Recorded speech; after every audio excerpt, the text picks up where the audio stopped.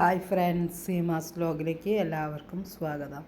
ഇന്ന് ഞാൻ വന്നിരിക്കുന്നത് റാഗി പൊടി കൊണ്ട് ഞാൻ അട ഉണ്ടാക്കിയതാണ് കേട്ടോ. അപ്പോൾ ഞാൻ 3 കപ്പ് മെഷർമെൻറ്റ് കപ്പിൽ റാഗിപ്പൊടി എടുത്തു. ആവശ്യത്തിന് ഉപ്പും 1 ടീസ്പൂണ് വെളിച്ചെണ്ണയും ഒഴിച്ചിട്ട് നല്ല തിളച്ച ചൂടുവെള്ളം കേട്ടോ, അതിങ്ങനെ കുറേശ്ശായിട്ട് ഒഴിക്കുക. എന്നിട്ട് മിക്സ് ചെയ്യുക. കാരണം ഈ റാഗിപ്പൊടിയിൽ നമ്മൾ വെള്ളം ഒഴിക്കുമ്പോൾ പെട്ടെന്ന് വെള്ളം കൂടിപ്പോവും. അതുകൊണ്ട് കുറേശ്ശെ ഒഴിച്ചിട്ട് വേണം നമ്മളത് മിക്സ് ചെയ്യാൻ. നമ്മുടെ അരിപ്പൊടിയിൽ മിക്സ് ചെയ്യണ പോലെയല്ല, ഇതിൽ കുറച്ച് ഒഴിച്ചാൽ മതി, പെട്ടെന്ന് അത് കുതിർന്ന് കിട്ടും. അപ്പം നമ്മൾ കുറേശ്ശെ വെള്ളം ഒഴിച്ചാൽ, അങ്ങനെ ഞാൻ ഒരു 3 ട്രിപ്പിൽ കുറേശ്ശെ വെള്ളമായിട്ട് ഒഴിച്ചു കിട്ടാം. അത് കഴിഞ്ഞിട്ട് ഒരു വിധമൊക്കെ നന്നായി മിക്സാക്കി. നല്ല ചൂടുള്ള കാരണം അധികം കൈയിട്ട് ഇളക്കാൻ പറ്റില്ലേ. അപ്പോൾ ഞാൻ എന്ത് ചെയ്തതെന്ന് വെച്ച് കഴിഞ്ഞാൽ ഒരുവിധം അങ്ങോട്ട് മിക്സാക്കിയതിന് ശേഷം ഒരു 10-15 മിനിറ്റ് ഞാനത് മൂടി വെച്ചു. അത് കഴിഞ്ഞിട്ട് ഒരു പിഞ്ഞാണത്തിൽ കുറച്ച് വെളിച്ചെണ്ണ കൈമൊന്ന് തൊടാം, കാരണം ഇത് ഒട്ടിപ്പിടിക്കുമല്ലോ.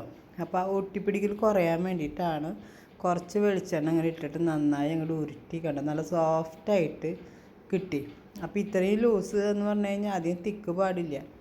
അത് കഴിഞ്ഞിട്ട് ഞാൻ അടാക്കി ഒരു ബോൾ പോലെ ഒരു ഉരുള എടുത്തു. അതിങ്ങനെ എത്ര കനം കുറവിൽ എടുക്കാൻ പറ്റുന്നോ അത്രയും കനം കുറവിൽ എടുക്കാട്ടോ.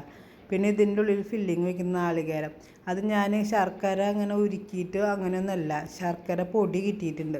പൊടിയാണ് ഈ പ്രാവശ്യം മേടിച്ചത്. അപ്പോൾ ശർക്കര പൊടി നാളികേരത്തിൽ മിക്സ് ചെയ്തു. കുറച്ച് ഈ ചുക്ക് പൊടിച്ചതും കുറച്ച് ജീരകം കുറച്ച് ഏലക്കായും പൊടിച്ചതും കൂടി മിക്സ് ചെയ്തതാണ് കേട്ടോ.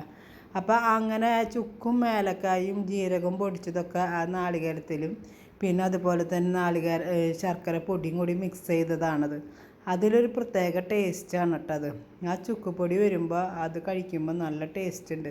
അപ്പോൾ നാളികേരത്തിൽ ചുക്കുപൊടി ഇടാണ്ടും ജീരകപ്പൊടി ഇടാണ്ടും ആരെങ്കിലും അട ഉണ്ടാക്കിയിട്ടുണ്ടെങ്കിൽ, ഏത് അട ഉണ്ടാക്കിയാലും ഇങ്ങനെ ഒന്ന് ചെയ്ത് നോക്കട്ടെ. കുറേശ്ശെ, അതായത് 1/2 ടീസ്പൂൺ താഴെയായിട്ട് നാളികേരത്തിൽ നമ്മൾ ചുക്കുപൊടിയും അതുപോലെ ജീരകത്തിൻ്റെ പൊടിയും ഏലക്കായ പൊടിയൊക്കെ മിക്സ് ചെയ്തിട്ടിട്ടേക്ക് നല്ല ടേസ്റ്റാണ് അതിന്.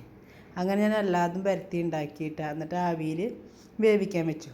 പിന്നെ ഇതിങ്ങനെ വെന്ത് കഴിഞ്ഞാൽ അപ്പം തന്നെ കഴിക്കാനിരുന്ന് കഴിഞ്ഞാൽ എന്താ പ്രശ്നം എന്ന് വെച്ച് കഴിഞ്ഞാൽ ഇത് ഇങ്ങനെ വേവാത്ത പോലെ ഇത് ഇങ്ങനെ ഒട്ടണ പോലെ ഉണ്ടാവും. അപ്പം നമ്മൾ എന്ത് ചെയ്തെന്ന് വെച്ച് കഴിഞ്ഞാൽ വെന്ത് കഴിഞ്ഞതിന് ശേഷം ഒരു 10 മിനിറ്റൊക്കെ ഇങ്ങനെ പുറത്ത് വയ്ക്കുക.